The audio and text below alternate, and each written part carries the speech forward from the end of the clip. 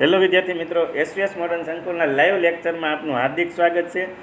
ધોરણ 5 વિષય ગણિત, ચેપ્ટર નંબર 5, જેમાં આકૃતિમાં આપણે જોયું કે સરખી આકૃતિ શોધવાની, મતલબમાં સમમિત રેખા કોને કહેવાય એના વિશેનો ખ્યાલ આપણે આગળમાં જોયો હતો કે વચ્ચેથી સરખા બે ભાગ કરવા, અને ભાગ કરેલો એક ભાગ હોય અને દર્પણમાં જોતા આખી આકૃતિ દેખાતી હોય તો એવી આકૃતિને સમમિત રેખા કહે છે. તો દર્પણની રમત પેજ નંબર 74 થી 76 પેજમાં આપણે તમારે એમાં જોતું જવાનું. ચોપડી દરેકની ખુલ્લી રહેવી જોઈએ. પ્રશ્ન નંબર 1 છે, સફેદ પેટીમાં દર્શાવેલ આકૃતિઓ જુઓ. એટલે સફેદ બોક્સમાં આપેલી છે. તમે કઈ તૂટક રેખા પર દર્પણ રાખશો જેથી બી આકૃતિમાં એનો આકાર દેખાશે દર્પણમાં જોતા? તો એ પણ જણાવો કે દર્પણમાં તૂટક રેખા પર રાખશો તો ચિત્રનો કયો ભાગ દર્પણની નીચેનો ઢકાશે. હવે અહીંયા એક આકૃતિ તમને સમજૂતી આપેલી છે એમાં કે કઈ રીતના અત્યારે શું કરવું એ. હવે સૌપ્રથમ એમાં સમજ મેળવે, બાજુની આકૃતિ છે એ દર્પણમાં જોતા મળતી છે. તો તમે ભાગને ક્યાંથી કાપશો કે જેથી કરી તમને દર્પણમાં એવી આકૃતિ જોઈ શકાય? તો ખાસ કરીને ધ્યાન રાખવાનું છે કે આ ઊભી જે રેખા છે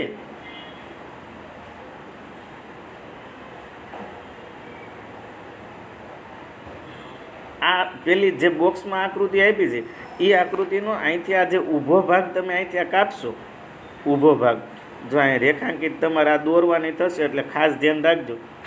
નો ખ્યાલ આવતો હોય તો ફરી એકવાર અહીંથી આ રેખા જે આપી છે આ રેખાનો ભાગ આ તમે કાપશો તો આ જે ભાગ દર્શાવે છે એવો જ ભાગ બીજો અહીંયા તૈયાર થશે. આ રીતના આ તમારે જેવી આકૃતિ હોય તો એ આકૃતિ આ બાજુની બાજુએ આ આકૃતિ તૈયાર થશે. કારણ કે અહીંયા આપણે અરીસો દર્પણ રાખ્યો, તમે આ આકૃતિ ઉપર અલગ અલગ જગ્યાએ શું કહે, કાચનો અરીસો હોય તમારી પાસે તો એ ગ્લાસ અથવા તમે સ્ટીલની કોઈ પણ વસ્તુ રાખો તો પણ શું થાય કે એમાં પ્રતિબિંબ દેખાય. તો આવું પ્રતિબિંબ ક્યારે દેખાશે? તો તમને આ જે ભાગ રહ્યો અહીંથી વચ્ચેના બે સરખા ભાગ પાડે તો આ એક ભાગ છે તો એનું દર્પણ થતાં આ બીજો ભાગ બને. તો તમારે અહીંથી આ ઊભી રેખા રહી ત્યાંથી તમારે આકૃતિને શું થાય કટિંગ કરવાની થશે.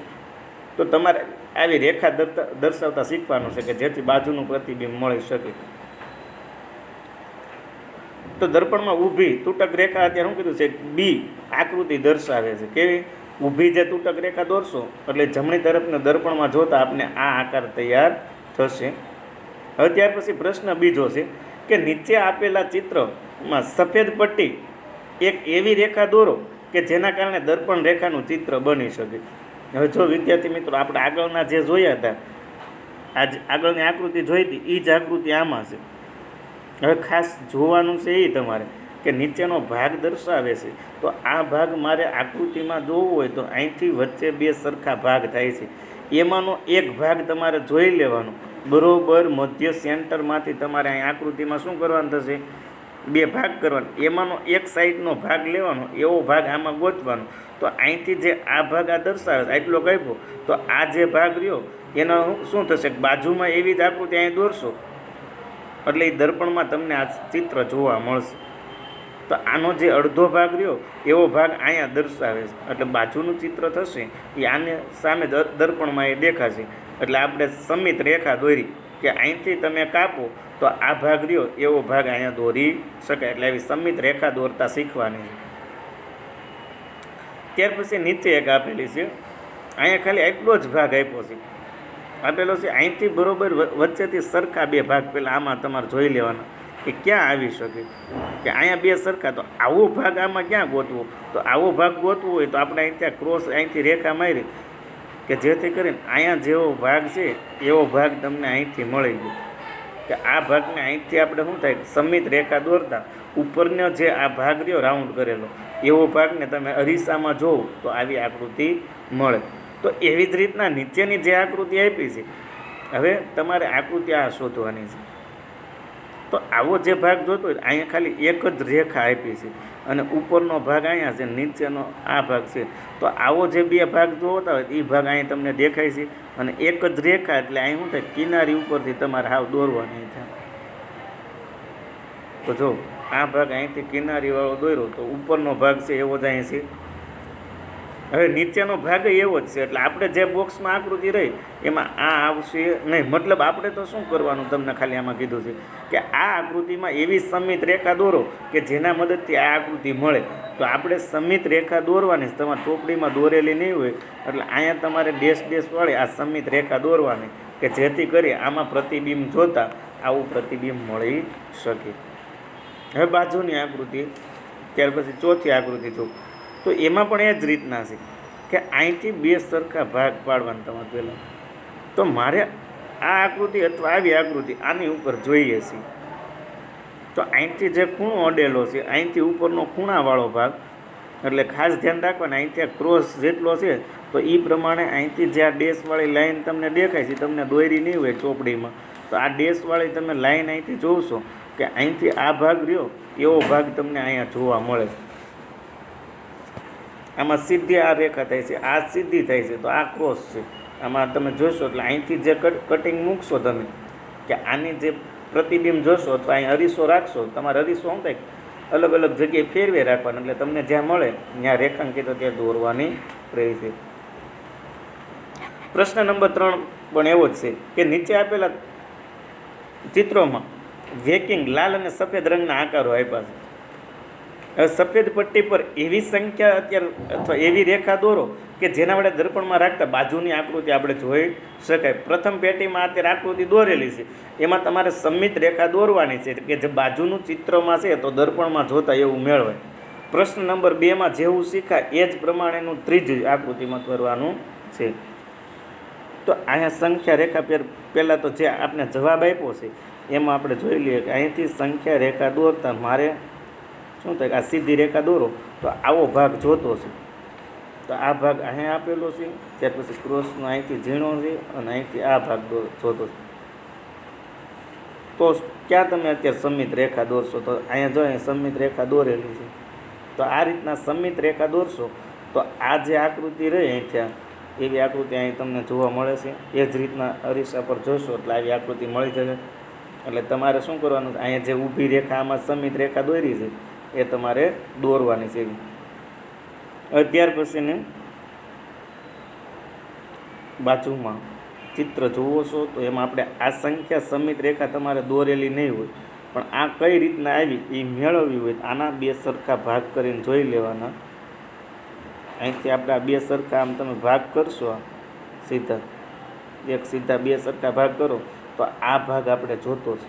તો અહીંથી આ ભાગ છે અને અહીં સુધીનો છે, એમાં જે કાળો ભાગ જરીક આમ તો અહીં આવી જાય છે. એટલે આપણે એ ધ્યાનમાં રાખી અને અહીંયા શું કરવાનું, સમિત રેખા દોરવાની કે જેથી આ ભાગે આવી જવો જોઈએ અને નીચેનો આ જે ભાગ રહ્યો કાળા ટપકાવાળો એવો અહીંયા આપેલો છે. તો એ સમિત રેખા દોરવાથી તમે આકૃતિ મેળવી શકો. એ જ રીતના બાજુના ચિત્રમાં પણ આપેલી છે.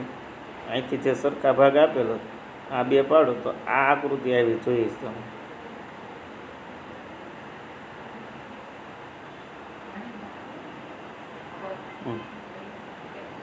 તો આ ભાગ તમારે જોઈ જ આવો તો આવો પછી અહીં પ્રતિબિંબ મળે. તો અહીંથી તમે સમિત રેખા દોરશો.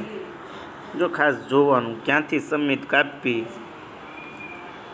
ઘણા શું થાય કે આ કિનારી ઉપરથી કિનારીથી સેજ અંદર આ જે કિનારીવાળો ભાગ રહ્યો એનાથી જો થોડીક અંદર રહેતી છે આ રહી છે. આ આકૃતિ અહીં છે તો એ રેખાથી થોડીક અંદર રહે તો એટલા ભાગ કાપવાથી આ બાજુનો જે ભાગ મળશે આ ભાગ એ આને સમિત થઈ જશે. એ જ રીતના આ આકૃતિ આપણે મેળવવી હોય તો આ જે ભાગના બે સરખા ભાગ કરો છો તમે તો આ ભાગ મેળવવો છે એવો ભાગ તમે જો અહીંયા આપ્યો છે. આ ભાગ અને આ ભાગ કે અહીંથી હું કટિંગ મૂકું, અહીંથી આ રેખા ઉપર કટિંગ મૂકું તો આ આકૃતિમાં તમારે કટિંગ ક્યાંથી મૂકવાનું છે, ચોરસ બોક્સમાંથી. તો એ શીખવાનું છે, ખાલી આપણે એની ઉપર સમિત રેખા દોરતા શીખવાની છે. ત્યાર પછી સ્વાધ્યાય પોથીમાંથી તમારે આ જ પ્રમાણેની અત્યારે આકૃતિ આપી હોય તો એ આકૃતિના જવાબ મેળવવાના છે. તો આ જે પ્રશ્ન મેળવું તો આમાંથી તમારે ગોતી એમાં તમારે જવાબ મેળવવાના રહેશે. હવે ત્યાર પછી આ આકૃતિ છે થોડીક તમને હાર્ડ લાગે પણ આપણે શું કરવાનું, અહીંથી બે ભાગ પાડી દેવાના. અહીંયા ચોરસ ખાનાવાળો નીચે આવો તો અહીંયા ચોરસ ખાનાવાળો દેખાય છે અને નીચે અહીંથી આમ જાય તો અહીંથી જે કટિંગ મૂકો તમે તો અહીંયા જે ભાગ મળ્યો આવગા ભાગ એ ભાગ અહીંયા અને સામેની બાજુએ મૂકો એની વિરુદ્ધમાં, એટલે તમને આવો આકાર ધારણ કરશે. ત્યાર પછી પેજ નંબર 77 ઉપર જો કે અડધો આંટો ફરવો. કોઈ પણ વસ્તુનો અડધો આંટો ફરવો એટલે કેટલું? આ શીખવું હોય તો શું કરવાનું? તમારે સૌપ્રથમ એક વર્તુળ, શું કરવાનું છે? એક વર્તુળની વાત કરીએ આપણે કે આ એક વર્તુળ છે. એક વર્તુળ અહીંથી અહીંયા રાઉન્ડ મારવો એટલે એક આંટો થાય. હવે અડધો આંટો કહે એટલે ક્યાં થાય? આના બે ભાગ કરો તો અહીંથી અહીંયા જાય. એટલે કોઈ પણ આકૃતિ જો અહીંયા તમે ઊભા છો તો અહીંથી તમે ક્યાં પહોંચશો? સામેની બાજુ પહોંચો એટલે અડધું અંતર કાપ્યું કહેવાય. 1/2. હવે જો 1/4 ભાગનું અંતર કહે, 1/4 ભાગનું, તો એક આ ગોળ રાઉન્ડ કરીને 4 ભાગ કરે, એમાંનો એક ભાગ એટલે અહીંયા તમે છો તો એ અહીંયા પહોંચો એટલે 1/4 અંતર કાપ્યું કહેવાય. તો આપણે પહેલાં અડધો આંટો ફરવો વિશેની માહિતી મેળવવાની. નીચે 77-78 પેજ ઉપર કે નીચેના ચિત્રમાં રાજાની તિજોરી દર્શાવેલી છે, જેનો હાથ અડધો ફેરવવાથી તિજોરી ખુલી જાય છે. હવે તો તિજોરી ખોલવા માટેનું અત્યારે શું છે કે લોક એવો છે કે અડધો હાથ ફેરવે ને એટલે તિજોરી શું થઈ જાય છે? ખુલી જાય છે. હાથને અડધો અત્યારે ફેરવવાથી તિજોરી બંધ થઈ જાય છે. હું કીધું અડધો હાથ ફેરવવાથી ખુલી જાય છે અને અડધાનો અડધો એટલે 1/4 ભાગ આપણે આગળના પ્રકરણમાં શીખાતા. અહીંયા ખુલે છે અને અહીંયા શું થાય છે? બંધ થઈ જાય છે. તે જોયું. હવે રાજા ઘણી વાર અત્યારે તિજોરી બંધ અત્યારે સમજી અને ખુલ્લી રાખતા હતા. તો તમે તેના વિશે અત્યારે શું અનુમાન કરી શકો? તો એ આપણે અનુમાન વિશેની માહિતી મેળવીએ. હવે રાજાનું આપણે કીધું હતું કે દરવાજો અત્યારે ખોલવા માટે અડધો ભાગ ફેરવે છે અને બંધ કરવા માટે અડધાનો અડધો. અને રાજા ઘણીવાર તિજોરી બંધ કરવા અને બંધ સમજી અને ખુલ્લી રાખતો હતો. તેના માટે કયા કારણો જવાબદાર છે? તો આપને તરત ખ્યાલ આવે કે ભાઈ અડધી ભાગ કેવો કીધો છે કે ખુલ્લો તિજોરીનો ભાગ અને બંધ તિજોરીનો ભાગ અત્યારે છે. તિજોરીમાં હાથનો શું કીધું છે? એક સરખો અત્યારે દેખાતો હોવાથી, જેનો હાથો અત્યારે કોને કહેવાય? આ ભાગ જે રહ્યો ઉપરનો બંધ કરવાનો, એ એક સરખો હોવાથી તિજોરી શું થઈ જાય છે? ખુલ્લી રહી જાય છે કે બંધ રહી જાય છે તે સમજવું મુશ્કેલ પડે છે. એટલે આવી ભૂલ થતી હોય કે કોઈ પણ ભાગ છે તો આ બંને ભાગ કેવા છે? સરખા છે. તો બંને ભાગ સરખા છે તો અડધી ખુલ્લી છે કે અડધો બંધ છે, તો એ દર્શાવવું હોય તો એ શું થાય? ખ્યાલ રહેતો નથી. આ માટે રાજાને ઘણીવાર આવી ભૂલો થતી હોય છે. હવે એક દિવસ રાજાને નીચે જો પ્રશ્ન આપેલો છે ચોપડીમાં કે એક દિવસ રાજાની હોશિયાર પુત્રીએ તેને એક યુક્તિ સમજાવી કે જે તેને ખૂબ જ ગમી. હવે ક્યારે રાજા મૂંઝવાતો નથી. અનુમાન કરો કે આ યુક્તિ કેવી છે. હવે ચિત્રમાં આપણે જોઈએ છીએ કે રાજાને શું કીધું કે રાજાની પુત્રીએ ચિત્રમાં દર્શાવ્યા મુજબ તિજોરીના હાથા પર પીળા રંગની એક ધાર કરી દીધી.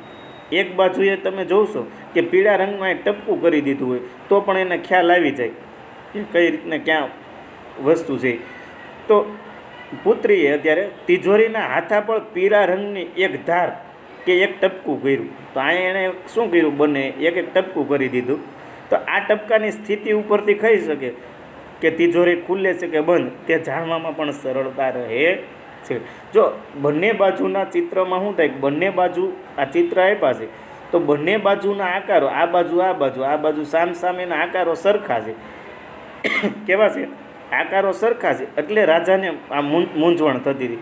પણ જો એક ટપકું કરી દીધું એટલે આપણે ખ્યાલ આવે ભાઈ અત્યારે આ ટપકું છે એ કયા ભાગમાં દર્શાવે? ઉપરનો ભાગ. હવે એ ભાગ નીચે ફેરવે છે. જો બંધ કર્યું હોય તો એને એ ભાગ ક્યાં લઈ જવો પડે? નીચે. તો નીચે જે ટપકું દર્શાવે એ બંધનું દર્શાવે. એટલે રાજાને સરળતાથી તિજોરી બંધ કરી શકે. તો આ રીતના એની હોશિયાર પુત્રીએ એને એક આઈડિયા બતાવ્યો કે ભાઈ એક અત્યારે પીળા રંગનું ટપકું, કોઈ બી રંગનું કરી શકો તમે. પણ રાજાની પુત્રી હતી એના મનમાં જે વિચાર આવ્યો એને કીધું તમારા મનમાં આવો કોઈ પણ તમે વિચારે લગાવી શકો કે દાખલા તરીકે એક ભાગ કોઈ પણ અત્યારે શું થાય અલગ રંગનો કરવાથી અથવા આ ભાગનો ધાર છે તો ત્યાં બાર અત્યારે શું થાય કે નાનો એવો આ રીતના તમે કોઈ પણ અત્યારે શું થાય સ્ક્રૂ અથવા હાથો ચડી દીધો હોય એને તો એ ભાગ દર્શાવી શકે કે ભાઈ આ ભાગ રહ્યો એ અહીંથી આ નીચે આવે એટલે બંધ થઈ જાય. હવે નીચેના ચિત્રમાં રાજાની અલગ અલગ તિજોરીઓ દર્શાવેલ છે. તપાસ કરો કે કયા હાથાને અડધો ભાગ ફેરવવાથી રાજા આગળ ભૂલ કરી શકે, ફરીથી ભૂલ થઈ શકે. આવા પ્રશ્ન અત્યારે મૂકેલા છે કે આમાંથી દરેક પ્રશ્નના ઉકેલમાં તમે શું કહી શકો. હવે ભાગ છે કે રાજાને જો તિજોરીનો અડધો ભાગ બંધ કરવો હોય તો આ ભાગ અડધો અહીં લાવે એટલે પાછો મૂળ સ્થિતિમાં જ દેખાય. એવી જ રીતના આ ભાગ છે એ નીચે લાવે તો મૂળ સ્થિતિમાં દેખાય. આ ભાગ છે એ નીચેની બાજુએ લાવે તો પાછો મૂળ સ્થિતિમાં દેખાય. હા, અને આ જે ભાગ રહ્યો એમાંય તમે અડધી આકૃતિ ફેરવો તો મૂળ સ્થિતિ જેવી આકૃતિ છે તેવી જ આકૃતિ ધારણ કરે છે. તો એના ઉપરથી ખબર પડે કે અહીં ચિત્રની તિજોરીમાં હાથાને અડધો ફેરવવાથી રાજા આગળ અત્યારે શું થાય છે કે ફરીવાર પાછી ભૂલ કરી શકે. શા માટે? કારણ કે આ પ્રશ્ન ઉકેલ લાવવા માટે દરેક હાથાની ધાર પર એક ટપકું કરવું પડે કે જેના કારણે સ્થિતિથી તિજોરી ખુલ્લી હશે કે બંધ તે સરળતાથી જાણી શકાય. જો આમાં ટપકું ન કરેલું હોય તો પાછી અત્યારે એની જ પોઝિશન આપણે આગળના રાજાને જેવી ભૂલ થતી હતી એવી જ ભૂલ થશે. તો આ દરેક આકૃતિમાં જો અહીંયા તમે એક બાજુએ અથવા એક ભાગ ઉપર અહીંયા કોઈ પણ એક ભાગ ઉપર નીચે સાઈડમાં કોઈ પણ એક જગ્યાએ તમે ટપકું દર્શાવી દો તો એ હાથાની ધાર ઉપરથી ખબર પડે કે અડધો ભાગ કેટલો ફરેલો છે કે જેનાથી એની મૂંઝવણ દૂર થઈ જાય.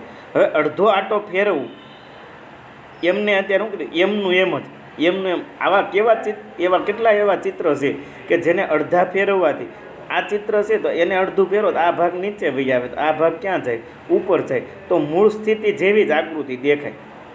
આ ભાગ રહ્યો અહીંયા વહી આ ભાગ અહીંયા વહી આવે. વર્તુળ છે ત્યાર પછી આ ભાગ છે.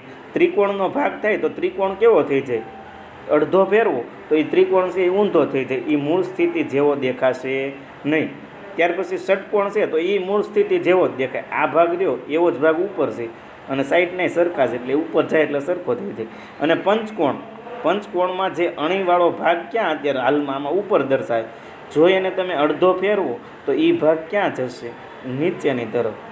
તો જે આ કયા નંબરની આ 5 નંબરની આકૃતિ ત્રિકોણ અને ત્યાર પછીની 7 નંબરની જે આકૃતિ છે પંચકોણ. તો આ આકારમાં અડધો ફેરવવાથી તે શું થાય છે? તેનો આકાર બદલાય છે. બાકી બધી આકૃતિ એને જ રહે છે. તમને કીધું હતું કે અનુમાન કરો કે નીચેના આકારોને તમારે અડધા ફેરવવાના છે. તો તમારો હાથમાં ફોન છે તેને તમે ઊંધો કરી દો તો આકાર સરખો જ લાગવાનો છે. એટલે એવી જ રીતના તમારા આકૃતિને અડધી ચિત્ર બનાવીને તમે ફેરવો તો તરત તમને ખ્યાલ આવશે કે બધી આકૃતિ મૂળ જેવી હતી એવી જ સ્થિતિમાં દેખાશે. એ કંઈ નહીં દેખાય 5 નંબરની 7 નંબરની. તો અહીં લખ્યું કે આકારને 5 નંબર અને 7 નંબર સિવાયના તમામ આકારોમાં અડધા ફેરવવાથી તે મૂળ આકારમાં એને જ દેખાય છે. તો વિદ્યાર્થી મિત્રો, આજે આપણે પેજ નંબર 74થી શરૂઆતમાં આપણે જોયું હતું પેજ નંબર કેટલા હતા? 74થી લઈ અને તમે ક્યાં સુધી 78 પેજ સુધીના જેટલું આપણે પ્રવૃત્તિ શીખ્યા એ પ્રવૃત્તિ તમારે સ્વાધ્યાય પોથીમાં મોકલું તો સ્વાધ્યાય પોથીમાં તમારે શું કરવાનું છે? એ આકૃતિ પૂરવાની રહેશે. આભાર.